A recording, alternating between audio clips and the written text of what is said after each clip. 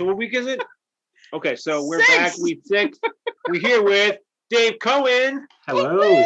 Hello, Dave. How are you? Good. Now you weren't in this film because it's animated. I don't think you did one of the voices to one of the robots. Nope. But I'm the one to blame for it. Yes, you are the one to blame for it. You are. In fact, we were just looking at what the theme, genre, and random element are. So we're going to break it down again. So the genre was lovingly be gifted to us by Dave. The theme is jealousy from Gene Sorbera. Okay. And the random element is a $20 bill. That's it. Yep. By Bill Sheehan. Okay, I think we nailed this one as far as I think so. All the stipulations. So yes. But before we actually go into the film, let's catch up with Dave. Yes. Wait. Oh, I'm sorry. I have one more stat. Mind. I have one more stat for you. Oh yes. How many views? This film has 945 views. That's more than I thought it was going to have. Yeah. Honestly, so did I. That's more. I thought it'd be on the lower scale of things, but what's the most? So wait, you have it pulled up right now? Yes. What's like the most? Is there like a most recent comment? Oh, we don't have the comments pulled up. No, okay. She can pull that up. Oh, there's that infamous. The most recent comment. Actually, somebody posted on, I think it was Heart and Souls, like 2 years ago, and it was such a nice comment. Great. But I have no idea who it was, and it was it's probably some. I go back and watch this every so often. It's so nice, and I was like, this is beautiful. And they were like, you're probably not even going to see this. And I was like, oh, and they're calling us out for not creating recently. Damn. No, but I mean, just the way that they were like, you're probably not even going to see this. I was like, oh, I see you. Yes. The most recent comments.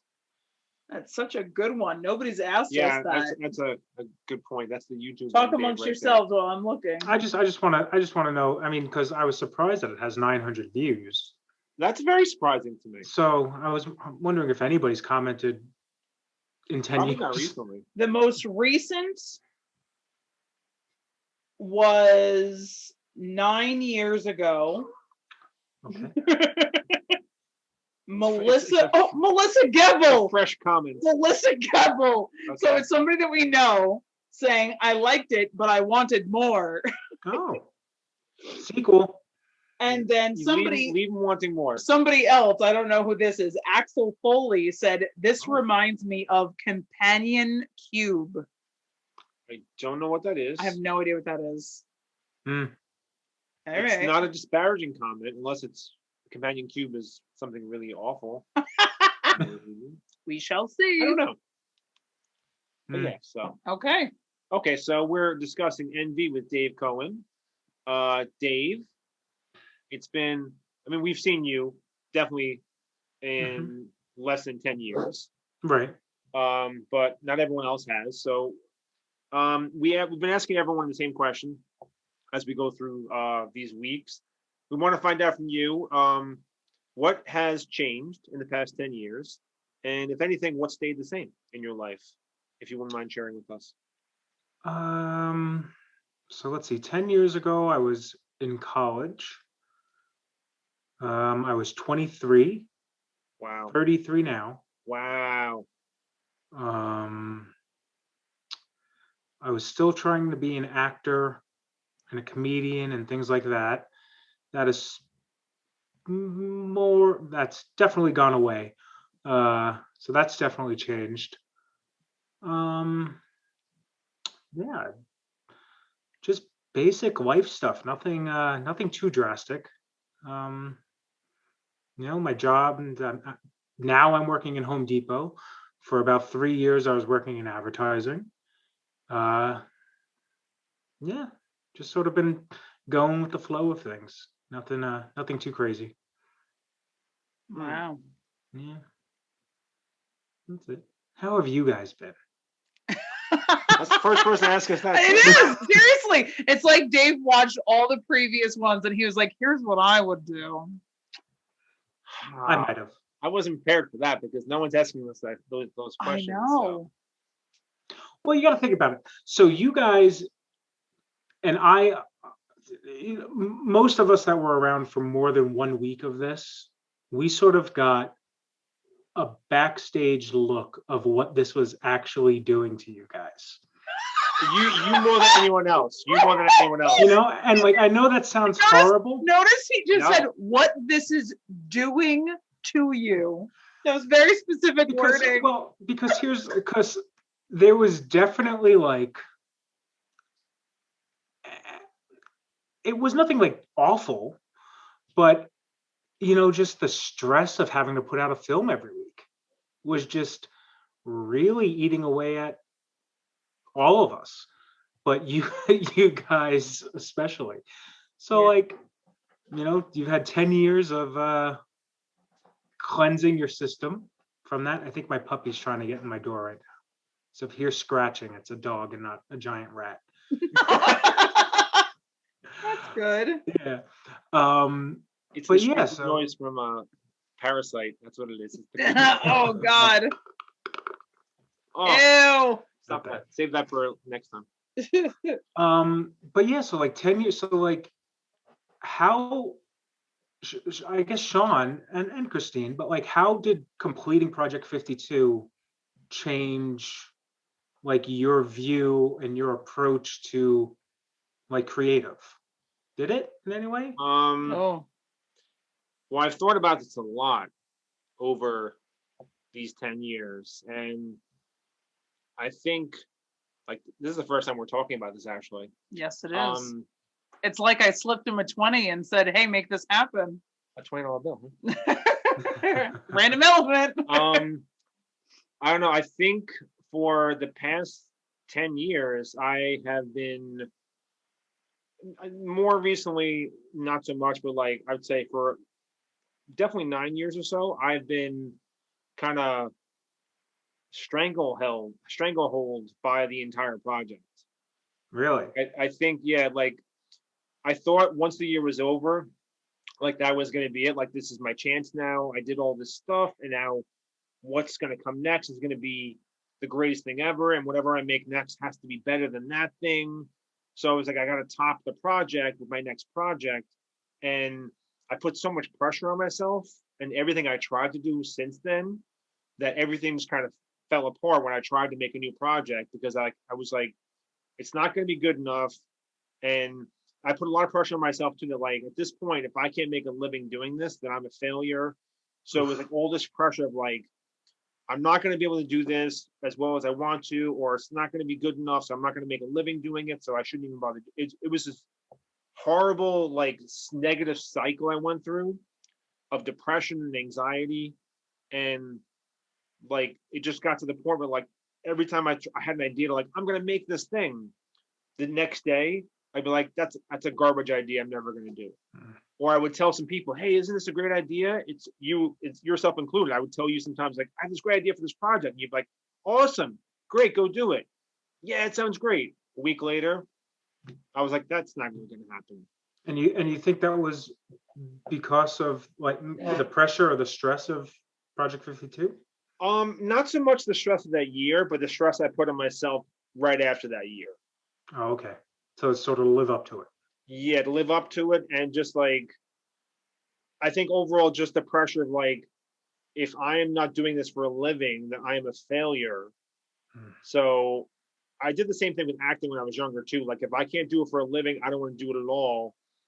I'm a failure because I can't do it for a living. Instead of just doing it for the sake of like enjoying, like making something and being creative, like I couldn't even enjoy anything. It just became stressful and I got anxious. Like when we did Night Watch, I was racked with stress that entire time. That's why that whole thing fell apart, because like I was just so anxious about the entire thing. And I was like, I want this to be good, but I just kind of gave up on it, like shortly into the project. And everything I started since then has been kind of the same thing. Like going for years and years and years. And I'll get really excited about a new idea, and the cycle starts all over again. And that's been like, at least I'd say like 10 years. That's rough. Yeah. And I think like the way that I tried to support him in that was going about it all the wrong way.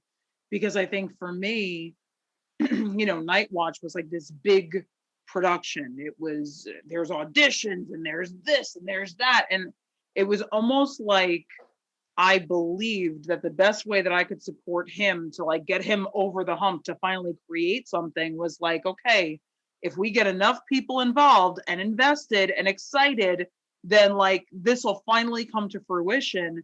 But in reality, it was setting up higher and higher standards and expectations, and more people with watchful eyes of like, when's the next episode dropping? What are they doing? They promised an 8-episode arc. Like, where are they? And so I was having all this anxiety related to like, we're letting people down. This feels terrible. Yeah. And poor Sean was like struggling so much that like, it was like we were both struggling, but in completely different ways. And I don't think we really communicated enough about that, we didn't. Because it was just this weird, I don't know, like both of us were struggling and we could tell that we were both struggling, but we couldn't seem to get to the like crux of it for each of us. Yeah. And so I think that like I made it much worse for you. And I think like just kind of going back to like during the project, it was a really, really strange dynamic because like we are a married couple. We dated for 8 years before we got married. And then in 2011, we were married for 3 years at that point. So we were still newlyweds for all intent and purposes. And then we ceased to exist as a couple for a year. It and was like just like a business partnership. It was our choice, Yeah. but like we became producer and director, and There's people in your house almost every night. Yeah. Oh my gosh. Until like all hours of the day and night too. Yeah. Like it, and we were still both working full-time jobs. And like it was just such a constant machine of like, okay, did you take us a second to breathe? Because now we have to do the next one. And in truth, like I think that we didn't have an anniversary that year. We didn't have birthdays. No. I mean, you had a birthday because we were at Playlist Live, and I was like, everyone sing happy birthday to my husband. But like, no, we didn't really. I didn't have a birthday that year, and like we didn't do anything. I mean, even like trying to go to my sister's graduation that year, and trying to go to my cousin's wedding that year. It was all about how can we make this life event within our family fit into the project, which is like mind-boggling. Well, to look at it now, it's like, wow, that's really intense. Yeah, 2011 was like the, I guess, pinnacle of YouTube, like becoming what it is or was. I don't know if it has from all that, but we all definitely got caught up in the hysteria of, oh my God, everybody is being discovered on YouTube. This is how everybody's doing it. And this is how you have to do it if you're going to get a footing and be able to make a living out of it. Yeah. And that's, in hindsight, that's just what we put ourselves through, what I put you guys through, it was maddening. But what's also interesting is that, so you said that like it was very stressful for you guys and us, but every week when there was that fresh cast, they were so excited and they were like, let's go. They were there ready to support, because they were blind to it all, I guess. but that's something that was like really beautiful and positive about it all, is that every week, you guys got to see this new group of friends of yours who were creative, or in some cases weren't creative and were just sort of stepping in to fill a role because they wanted to support you guys. Yeah. So that's really cool. But yeah, behind the scenes, there were times like I just mentioned when I just told, my housemates, I said, hey, I have to hop on Zoom for about an hour. And they were like, oh, why? What are you doing? And I said, oh, about 10 years ago, some friends of mine, they did Project 52, which was a short film every week for a year. And their reactions were like, that's very ambitious. Why would anybody do that? It's like, yeah, in hindsight, it's a lot, but it didn't end up being Project 30. Like you guys did Project 52. You did it. Yeah. You know, was there ever a video that was late? No, nothing was ever late. I don't think so. I remember like we That's initially started insane. uploading on like a certain day, but they're like, oh, we're gonna move the day. And Yeah. but that was more like an algorithm thing or something like that. It I wasn't think like a late thing. we like started uploading on a Sunday, and then I think Dave, you actually recommended like don't do it on a Sunday. Nobody's paying attention on a Sunday, or like Probably. it was something Yeah. like that. We And changed then the date we midway made it through Tuesdays, something I like think. that. Yeah. So then, and it also worked out too because it was like we were doing announcement videos at one point. So it was Mhm. like, I think you had advised us that like if you can post multiple times a week, there will be more channel engagement. So it was like we'll post an Just announcement video and then stupidness. a like here's the film on Tuesdays and then here's Yeah. bonus features on Fridays. We were posting like 3 times a week at that point. Yeah. But I don't think the announcement videos happened very That- very much because we no. were like, We started if that. something like, has to die, that can be the thing that dies. And like what's crazy about it is it wasn't like maybe in the beginning there was like a time limit idea, like okay, we're not going to go over 6 minutes or there whatever. was yeah. Initially, there was a time limit. Yeah. But like if there was an idea for a week that you really sunk your teeth into, I mean, what was the longest video? Disconnected is like 15 minutes. Yeah. So that's insane to think about, that there were some weeks that the finished film was 10-15 minutes long. Yeah. You know, it wasn't like you were just punching out 2-minute videos every week and being like Project 52. No, like Yeah. that's crazy. So what I'm saying, Sean, is you accomplished great things. And So- I definitely like I don't I haven't lost sight of that. I think I did for a long time, but I think more recently, like I think just coming to the idea of doing this again Mhm. and like because I initially like I was like 10-year anniversary and we had like crazy, not even like a 1 second thought of like let's do it again, but we knew that would never work, like right. not possible with our schedules and like it just wouldn't work. And then we came to the idea of like doing this Mhm. and like just to kind of go back and and like one thing you said was kind of like after we do all this whole year of like interviews and reflections, like now we can put this project kind of to bed, like okay, like Yeah. it's no longer going to hang over my head and like be like something that's like, oh, you did that thing but nothing after that. And like I don't lose sight of what we did that year because like it's amazing what we actually pulled off. And like some of the films I'm like, oh yeah, that wasn't very good, but like the fact that we did them constantly and like had people so engaged and involved and like kind of clamoring for like what's going to happen next week and so excited that like it's will always be like such a cool thing. So Yeah. Yeah. Yeah. I mean, it's funny because some people we could tell based on like their recollections of this, it was like a nice moment in their life, but their life has moved on so much in the past 10 years that they're like, oh, that cute little thing. I remember going to that restaurant that night and filming something in the back room. Yeah, I remember that. Exactly. Whereas for us, it was so like it was everything. It was every day, every breath, every thought was going into this project that like it was a big eye opener, honestly. I think the first couple of reunions that like people weren't getting back to us or yeah, like they couldn't come on or whatever it was, or the people that did come on were like, it was nice. And we were like, it's nice. Oh my gosh. And then, it was a good eye opener for us. But then other people were like, how has it been 10 years? What are we going to do for the 20th anniversary? And so I think that kind of goes back to your point of like, this is a really, really good take stock mm-hmm. and then put it up on the wall. Yeah. That's a thing I did.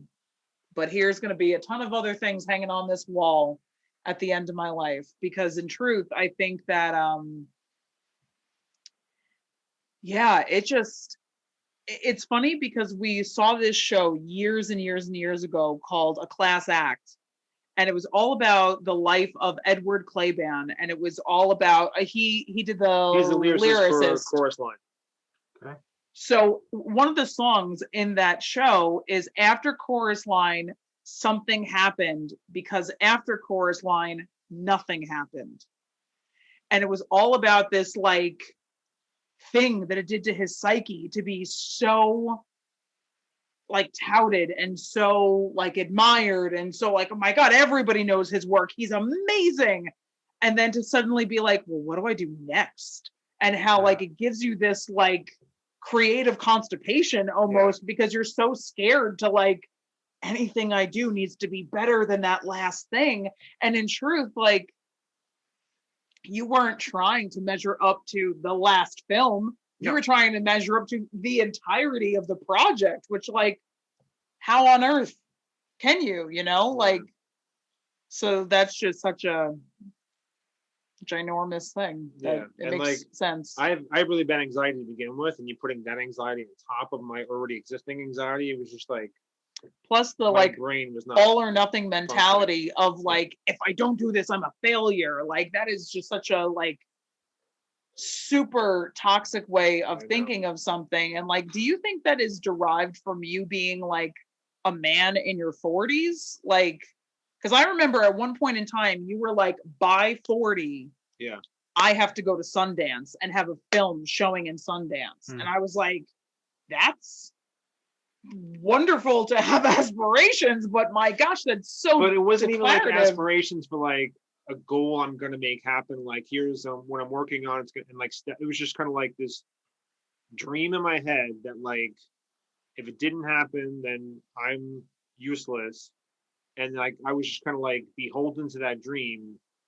But that was it. It wasn't like, but the anxiety kept me from ever doing anything with it. So how do you think like going back to theater and performing in shows kind of recalibrated creation for you? Well, I mean, we always talk about this too. Like whenever I do a show like theater, like it's like I feel like the most like myself. There's zero stress. There's zero anxiety. It's just kind of like this is pure enjoyment. Is that because you're not at the helm? So you get to sort of just be a bit player? Possibly. I think that's might be a lot of it. Yeah, could be a huge part of it. It's not on my shoulders to carry. And it's just something for pure enjoyment. Like, so I'm being creative, but not like, there's no stress, but like I always compared it.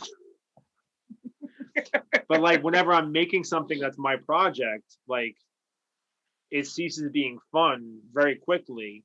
Like the initial idea is fun and like, oh, I can't wait to make this happen. But then once the real life aspects come into play of like figuring stuff out and working with people and like. I was listening to Jamie Kennedy's podcast. He's got a podcast? Everyone has a podcast. But yeah, he has a podcast. And he was talking about how working with Wes Craven on Scream, they were talking about things, and he was like, Wes, how do you do it all? Like, how do you have it in your head of when the music's going to happen, yada, yada, yada. And he said that Wes basically is like, I have an idea, but I also hire really talented people and I let them do what they're going to do. So, maybe that's a goal for, whatever your projects are coming up, like sort of think about, releasing control of some things so that all you have to worry about really is like directing or right. 52, you guys were doing everything. Yeah. I think, I might have been boom operator, on like 10 of them. You also wrote a bunch of scripts though, too. Yeah, but I mean, definitely like with you, like you guys were still involved in that process. So you were still dedicating time and energy to it, but at the end of the day, editing was like, that was all on you. You put every single one of those films together, and that's like, what an accomplishment. I mean, if all you did was the editing, that would be a lot. Right. Yeah, my gosh. But I just want to go back to something that Dave said, because I think that it's just really interesting. And like, I know what the answer is to this, but I want to ask it so you have the opportunity to voice it. Good. Yeah. Isn't that nice of me? It's great. What a good producer. So why do you think it was so difficult for you to relinquish control? I think it's a self-esteem issue I have. Well, where, I'm sorry. I also think it might have been you during the project. I also think that there was also a mindset of like, oh, I'm not going to ask somebody to do like, I'm going to ask them to do the bare minimum because I don't want to bother them. Like you also had that weird, like, where I guess it was just this wild, crazy idea that, so you sort of felt like it had to all be on you because you're the one getting everybody involved in it, you know? yeah, definitely during, I also have the weird complex of not wanting to bother people as well too. But I think for like letting go of control of things, not just in the project, but in general, like I think self-esteem issues where like if I let someone else do something and I feel like, oh man, everyone loves what they did better, I'm going to feel poor by myself. For some reason I can't be like, well, that person's really great, and like I could be great too. It's like if that person's great, I'm not as good. That's something I have inside me that I've been kind of dealing with forever. So that's a big part of it. Like if someone else, if I say, okay, this week so and so is gonna like do this thing, they're gonna direct or they're gonna write everything, and everyone likes their film better, I'm gonna feel like utter crap about myself. So that's, I think, where that comes from. Yeah. That's why I take it all on myself. And then even though like I know other people are better than shooting than me, other people are better than writing than me, it might be my story I want to tell, but like you're right. Like if you can find someone who's like really great at something, why wouldn't you bring them into the fold and say, okay, this is your job. Let's bring this vision to life, instead of it being all me, Well, but I with I just lesser wonder. quality. I wonder what the and I don't mean to turn this into a therapy session, but like, so what is it about theater that allows you to sort of be more, because I know for me it's the same way.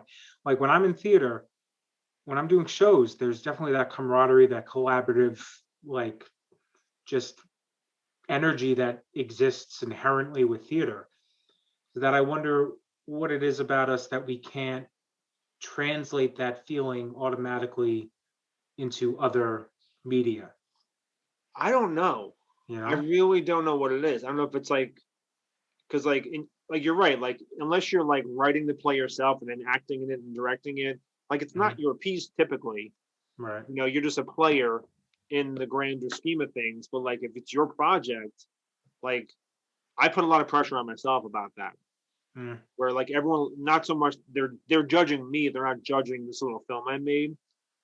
Like they're judging me as a person.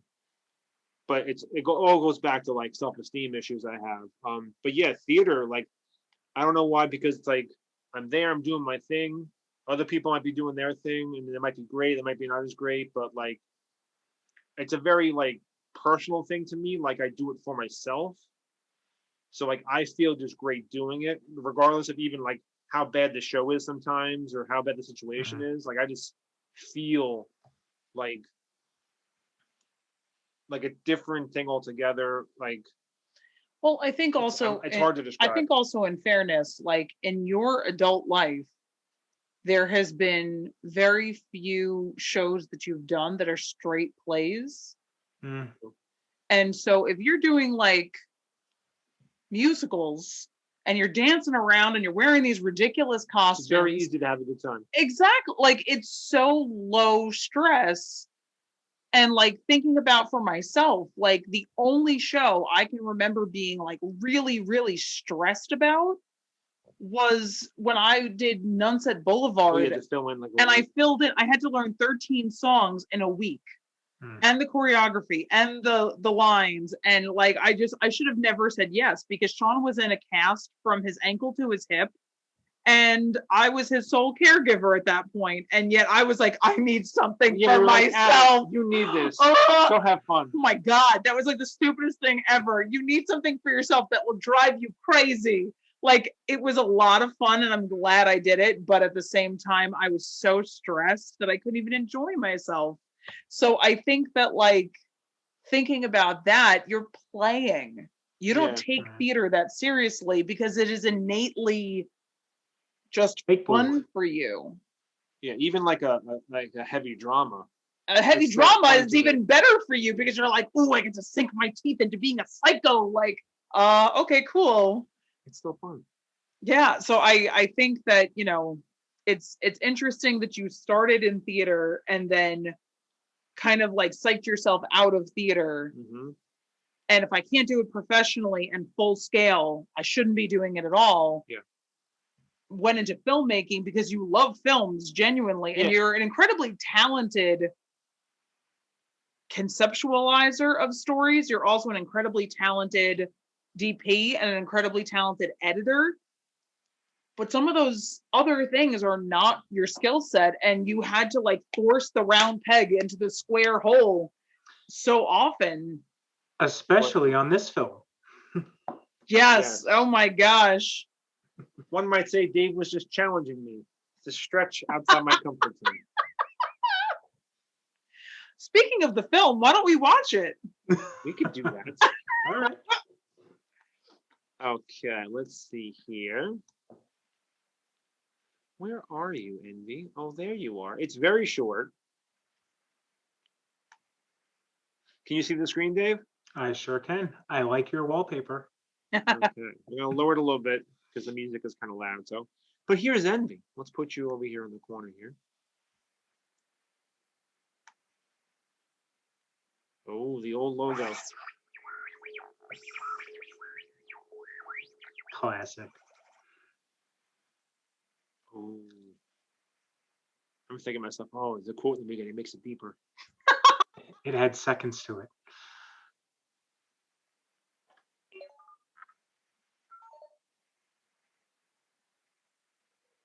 It's so ominous. Like, you never address what happened to the humans. You're just like, they're gone. They're gone.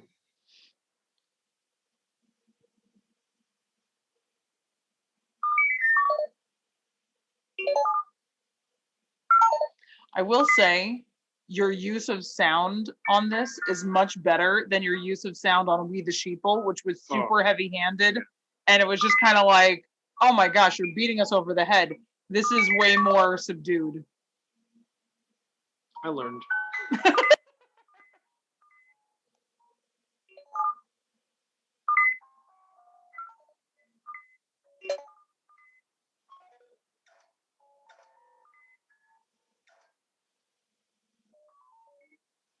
Oh, he's sad.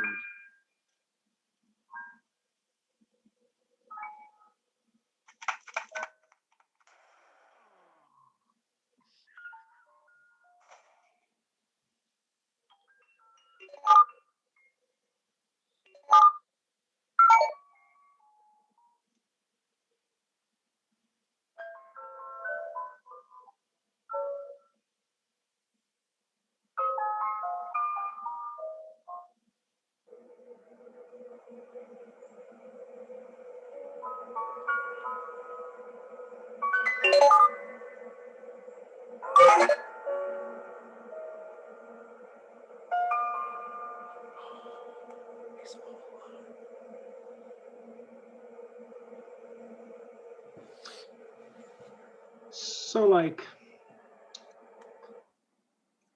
that is, in my opinion, on par with like the type, like, I can picture that movie being the final exam of like an editor in college or in high school or whatnot, who has spent 3 months like figuring out how to do all that.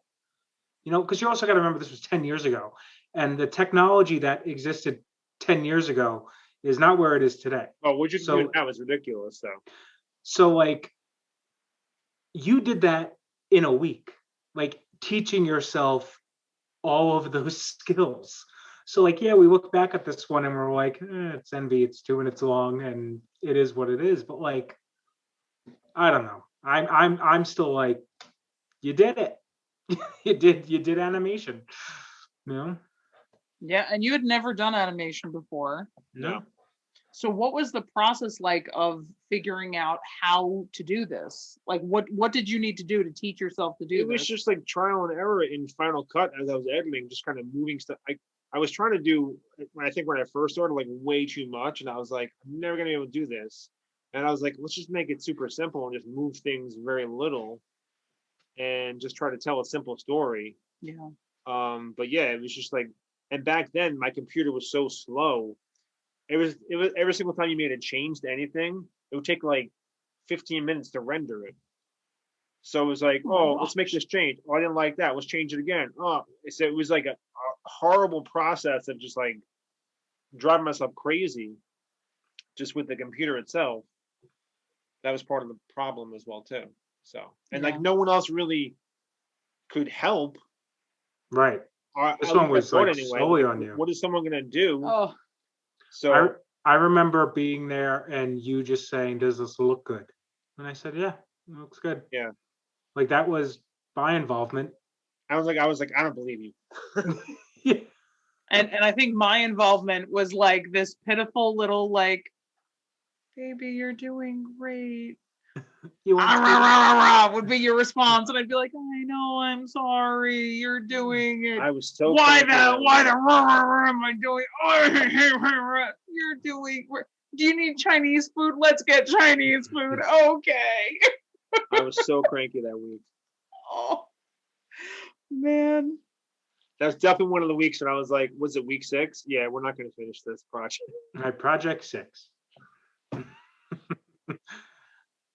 Would have been more like Project 5. You were like, I'm not even gonna finish this one. Project 5.5. That's it, guys. I'm out. Can I do a film about the failure in creating a film? Is that? Ugh. I remember we did a film about Playlist Live, and that wasn't even going to be the film, so that worked out. Oh my Yeah. gosh. Seriously, that was like a whole thing, right? We were gonna do like a murder mystery In the hotel. Yeah, in the hotel. Oh my gosh. And we were gonna try to get YouTubers to be in it. Yeah. I don't even remember. It was just Man. And then it was like, why don't we just do a documentary about Playlist Live? Documentary is a genre. Yeah, it is a genre. Right. Yeah, Oh man. but yeah, I don't know. Like something that really speaks to me about that film is I feel like in 2021 there is so much more like palpable anger Mm. that like I remember when you created that I was like, wow, what kind of world is that? Like it's this dystopian universe like this. that was set in 2023. No, I'm just kidding. Oh my god.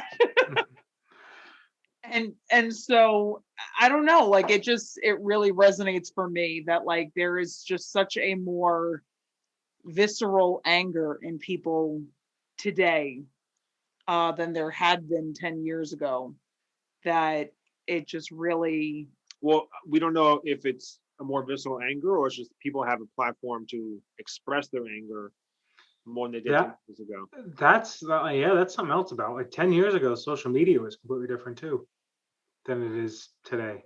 Was Twitter a thing? I think it was just beginning to be a thing. Yes. yeah, Twitter was around. Instagram wasn't a thing, right? Or was it? No, Uh, I don't think so. I know we had an Instagram for Night Watch. Yeah, but I but don't that was think like a couple years after. yeah, I don't think we had anything for Yeah, we had what's that one site we had? Tumblr. We had a Tumblr. Tumblr! Yes, we had Tumblr. And nobody ever went on. Tumblr's still a thing. I think. Oh my gosh, I remember making that's we too made that whole funny. page and we're like, this is awesome, and no one ever went on it. So. Oh my gosh, that's like saying, oh, go check my MySpace. Like what? Oh man. But yeah, I think you're right though. Like, I mean, definitely there is a lot more anger out in the world, but like, I wonder if people have always been angry, or it's just now, there's an easier way to get your anger across. But there is also bigger divides now than there ever was before. So yeah. Am I misremembering? I might be making this up, but did the title of this being Envy sort of spark an idea briefly to somehow do all the 7 deadly sins. I Did think that lead to Last Supper? I think so. I think so. I think that's what led to the Sin Eater. That there was going to be some sort of through line where all of the 7 deadly sins, I think it was literally just tossed out and then forgotten like 20 minutes later. Yes. But I wonder how many ideas that were tossed out at this table, Mm-hmm. that we just forgot went past, that like probably thousands of ideas that were just kind of tossed around. Because I think that's what sparked the whole idea you were like, okay, if I have to do all 7 deadly sins, and then you chose envy, and that's what kickstarted the whole idea about what the story would be. Wow. Oh my gosh. And what's amazing is like I don't remember that at all. And it makes makes perfect sense. I think that's what's so cool about this reunion aspect of this is like, there's so much that we think we remember, and yet somebody else will come out with something that we're like, what happened now? What are you talking about? Yeah. That is like really, really cool, because then we're like, wow, that was your perspective. Like last week, Bill was talking about how he had come out to his family not that long before, like a year or two before. I think it was like a year before being in the film, and then suddenly became like very aware of the fact that like I am going to be in this film as a gay man, and like my character is straight, but I am now making kind of a public statement, and how like he suddenly became very aware of that. And like I didn't know any of that. Like Billy and I went to high school together, and then like he was in the same group for prom. Like it was such a random thing. He was a year younger than me, and then like 10 years later we connect for Project 52, and then 10 years later we connect now for the reunion. And like I think we've seen each other a couple of times like in between then, but it's just wild to me to think about all of these things that were so like in our heads of like, this is so hard, oh my gosh, and all this stuff, that was like going through our heads, but not even thinking about. Was there a ghost? No, our cat's doing mischief. Oh. What is it, a ghost? Yes, I'm nudging Sean because there's a ghost. And she nods at him like, hey, ghost. Hey, ghost. That's something that's changed in 10 years. You guys didn't have a cat 10 years ago. That's true. We've had him for 7 years, so yeah. Yeah. I think you're going to say, you guys haven't seen a ghost in 10 years. Oh my gosh. But yeah, I mean, it's just really interesting to me, like hearing what some of the actors or creatives that worked with us had going on in their minds. Yeah, because we didn't stop at that time to ask them like, hey, what do you feel about this? Like, how do you, because it was just so you didn't have time. Oh, you want to go, Exactly. Who had time to talk about things? I barely talked to any people when we were stuck. I'm like, just say your lines and move on. That's it. Yeah. So how did the 3 things get chosen for the next film? If there was nobody in this film. Oh, good question. Maybe we have to not to spoil next week's reunion, but yeah, how did we get that from? Hey, let's see what they were, because it was the next one is Black Rain. Yes. Oh my god. And I think that was Wrath or something. I think where did Black Rain come from? What we did, I think, because after you gave us animation, we might have reached out to the cast of Why Not that we didn't ask and asked them. They were still the last cast. Right, because there was a bunch of them. I think Sherry gave us Rain. Because we had no actor, so we were like, we got to go back. Yep, that's exactly what happened. Okay. So Black Rain was film noir, chosen by Debbie and John. Okay. Rain, wow, some memory. Rain was chosen by Sherry, and then the random element was a hippopotamus. That I forget how that makes an appearance. I think he's like the mob boss or something. They're like, the hippo. You don't want to piss him off. That seems I remember. You remember? I remember where it is. You want spoilers? I mean, Yeah, lay it it's on 10 years ago. us. Go for it. You're right. I believe it's written on the bat. On the bat.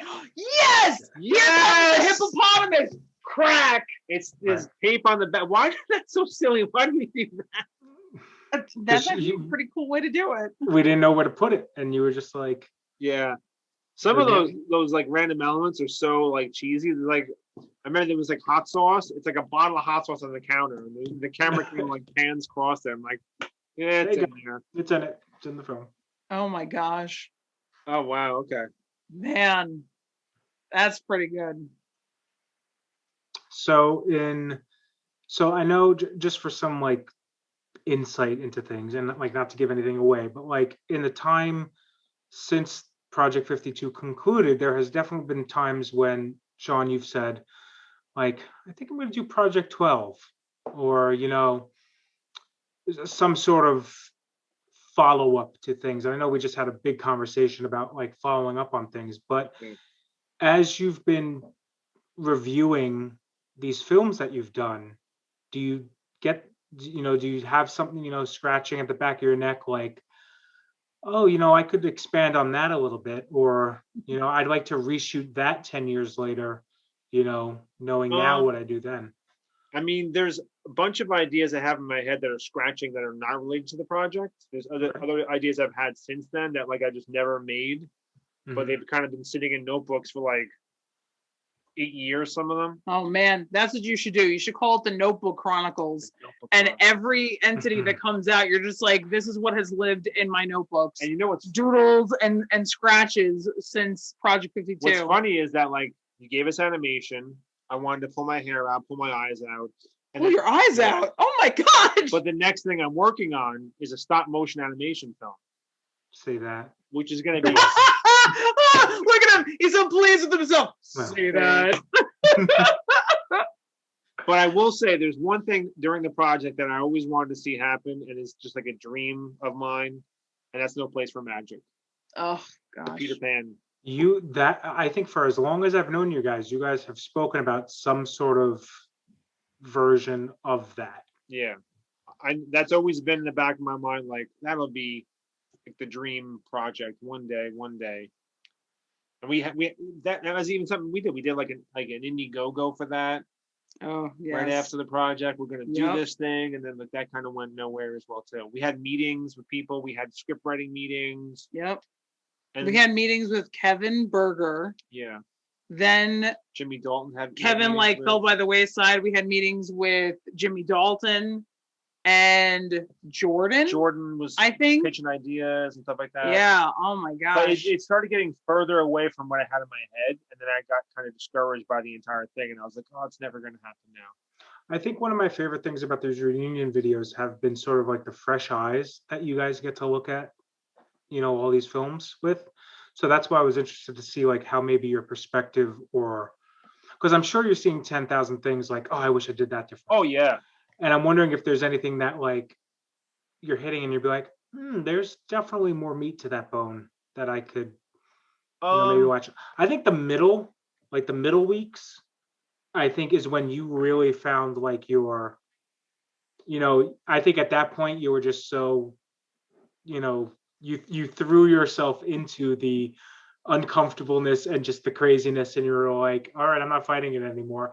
And you really allowed yourself to be like, F it. Yeah, it's going to be a cast of 15 and it's going to be crazy and I'm going to make it work. While in the beginning weeks here, it was sort of like, okay, yeah, we can ask 3 people, because that's less people to get involved. And it's a simple story. But then like those middle weeks, you were sort of like, oh no, I'm doing full scale, like beginning, middle, end. And like, and then this one plans a musical during all that too. So this one, jeez. But yeah, I think you're right though. I think in the beginning it was like baby steps, like, oh, we can't do these really crazy fleshed out stories. It's going to be just like, here it is. And then, but like, I think thus far, like of the films we watched so far, I'm just kind of like cringing at a lot of the stuff. Like the music choices so heavy handed, the sound effects are so like slamming you over the head with stuff, just like choices I made. And like, I don't think I'd want to do any of those over again. Like Heart and Souls is still gonna be Heart and Souls. Oh no, you know? every time they dance in front of the radiator, Oh, I dream of like what Heart and Souls really could be if we didn't use locations. if we didn't shoot in the snow, if we didn't shoot in a day, if we didn't shoot in our apartment with But that's also, only the clothing and shoes that we could gather like amongst us, like there's so much charm to it, but then there's also so much that I'm like, couldn't have been could better? you imagine Yes. what this would be? that was really like, there's a reason why, every week that passed, we were still talking about Heart and Souls. Like, yeah, it was the first one, but like there was magic with that. I remember at Playlist Live, like that was the video that when we would meet people and they were like, "What are you guys doing?" We'd be like, "Just go watch this first video. Yeah. You could skip all the others, or or whatever it may be." And and like I remember Shay Carl. We told him about it. He's like, "All right, I'll check that out." And then like we saw him later in the day, and he was like, "I watched that video. That's very good." Like I sent it to my wife. Yeah. Remember that? Like we passed him in the hallway. So, I also remember that like you and I'm pretty sure the picture of you and I wearing the SLTM film shirts, and it's the very first time we smiled to remember. Do you remember that? No. Oh my gosh. Okay. Smile to remember. I guess you didn't remember. Oh no. So like we do this thing where like, people smile with their teeth all the time and they're like, and it's, like super cheese, but like so often you just kind of look at that picture and you're like, oh, okay. Was I genuinely happy in that moment? Or was that just like a posed thing? Right. So there is a picture of the two of us that, oh man, I totally have to unearth at some point now during this year. Mm-hmm. But it's a picture of us wearing the SLTM film shirts. And we're just kind of like this. And there's tears in my eyes. And we're both smiling like this. And it was just that moment of like, I think it was like after Shay Carl had said like, he said something else besides like, that was really good. It was like something really like, that was like really good. Like it was like a tiny bit more than just like a passing compliment that you and I were both like, wow, this is amazing. And you were like, he's a big deal, that's amazing. And we were just like, whoa. So like, I remember that being like a big thing. Oh yeah, I remember that definitely. And then after the fact, we're like, well, you didn't send to anybody. Why didn't you send it? I know. It was, that's really, I guess I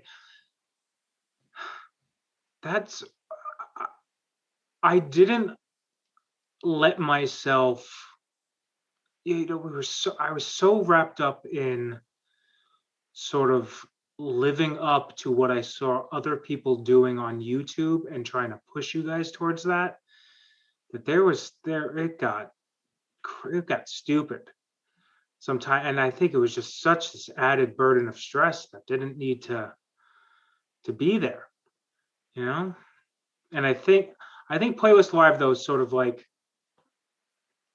building up to Playlist Live because we had planned to go and whatnot. It was like, okay, we're going to do everything right by the book, how YouTubers do it. This way, by the time we get to Playlist Live, we'll have as enough footing as we possibly can. And then Playlist Live came and it was a great experience, but we weren't receiving, YouTube recognition the way we had dreamed. Yeah. So after Playlist Live, it was like, okay, we just got to do this because it's something fun to do. Yeah. Who was that guy? Corey. Oh, the guy who made the Star Wars video. He's a Canadian. Oh my gosh, I don't remember his last name, but I remember meeting him and feeling like you're the guy that can help us. You're the guy that's also making short films and not like regular YouTube videos, but more like creative production value and creativity and all of these things. And I was like, oh my gosh, this is the person. And then he was kind of like, yeah, okay, cool. See you later. And seemed so like unfazed by the whole thing. And I was like, no, come back. Oh no. Yeah. Oh my gosh. But also, like, I think the people that we did get that supported us, like Rootberry, Andy from Lions Den, Michael Warbucks, those were people that like were very sweet and like saw us. Yeah. You know what I mean? Like they weren't like, these people could be big YouTubers. They were just like Shauna Christine are like dorky and cute and lovable. Like, Right. and I think that like that's why they continued to support us throughout, because it wasn't like, they're doing the thing, they got some good hustle. It was more just like, these are good people who were working really hard. Let's just throw them a bone. And, I just think there's something really nice to that, like, it's cool to reflect on the Shay Carl and like Charles Trippy and all that stuff. But like, to just kind of sit with the people that actually like watched and cared and commented. They were in the trenches, like, because they were in the trenches because they were also trying to get going with their own stuff. Yeah. But they understood it, So yeah. There was a respect there. Yeah. Yeah. Mm-hmm. So job well done. So before we go, any last thoughts? Anything you want to share? No.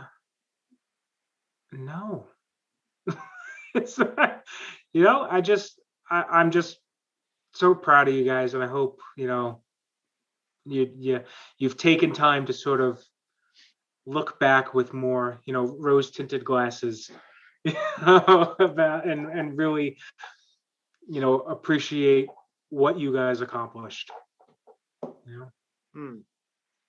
He's got to save some stuff. He's going to be on. That's right. Going to be a whole bunch more times. So hopefully. So we got what are those? So flag waiver. Yes. I think that's the big one. That's the obvious one. Yeah. I'll come on whenever you want. I'll talk about all of them. I just sent out messages today. Heartstrings. Your next one is Heartstrings. Oh, okay. Hey, you slaved over that puppet. That's actually a really fun one too, because that one, the bonus feature is actually the production diary. Show the bonus feature too, so we're going to show the production diary as well as the film for that one, because like that's the only film that we actually have a production diary for. Wow. And we have a production diary. No. This is legit, like full on brainstorming. Yeah. Dave like drawing the face on the puppet, like all these things that are just like, this is so cool. Like that's a really good like time capsule pretty much of like how that movie went. I think more than any of the other ones. And also it's really cool because there's like the shot of like Dro kind of like being pulled, and then Matt sitting like below the half wall going with his really like goofy face. Oh my gosh, I love that. Yeah, so I think that's going to be a really fun one. I think so. I think flag waiver is going to be fun. Yeah. We'll see if we get to come on for that. But it's true. Like that's what's so hit and miss too, is we have no idea who's going to say yes to us when we send out the invitations. So it's kind of like, where's the star of the film? Like we were like almost apologetic that you weren't on Finding Night, because we were like, this is weird. We're here with Jerry and Donna. Okay. And nobody else from that movie. And like Kevin Berger didn't reply to us, and like we didn't reach out to Adam because that was Kay's boyfriend at the time. So I was like, we're not trying to reach out to him. And so it was just kind of like, it's an interesting thing trying to see like who we can get for what. Yeah. So that's always part of the adventure, I guess, is like who says yes. So we'll call Dave for anytime someone doesn't want to come on, and it could be a random film he's not even anything to do with. Oh, wait a minute. Black Rain. We were talking to you for Black Rain. Yeah. I'll do that too. I was there. Oh my gosh. That's right. You were there. You wrote script. In the freezing cold. Oof. Remember filming out Dune Road. Freezing cold on Dune Road. Freezing cold on Dune Road. Yeah. Poor Liz Smith. Was it Liz or was it Nicole who? No, yeah, it was Nicole who was wearing like nothing. Yes. In like 30-degree weather. Yes. But that was a fun shoot though. I thought so. I wouldn't say it was fun, like, woohoo, this is fun. Like, no, but we did some cool stuff with it. It was not the water fight in the backyard. Like, No, that was a fun shoot. I think, maybe with the exception of Why Not? Because we filmed that at Rob's old house. Yeah. And like Dune Road. Yeah. So like I think that was maybe, the first, unless you want to count Why Not, like the first time that you guys were like, okay, we're gonna like get a location. We're on location. Not right? Heart and Souls was here and all around here. What was it? Finding Night was here. Besides, like going to my parents' Sheeple house. was your parents' house. Sheeple was my parents' house. Why not was obviously wait, Strays. Like Strays was like, the Islip Park. Yeah, the park. Yeah, but Black Rain involved like getting in a car and driving 40 minutes that way. Yes, and then once you're 40 minutes that way, driving 15 minutes to one house, so then 15 minutes to multiple road. Locations, yeah.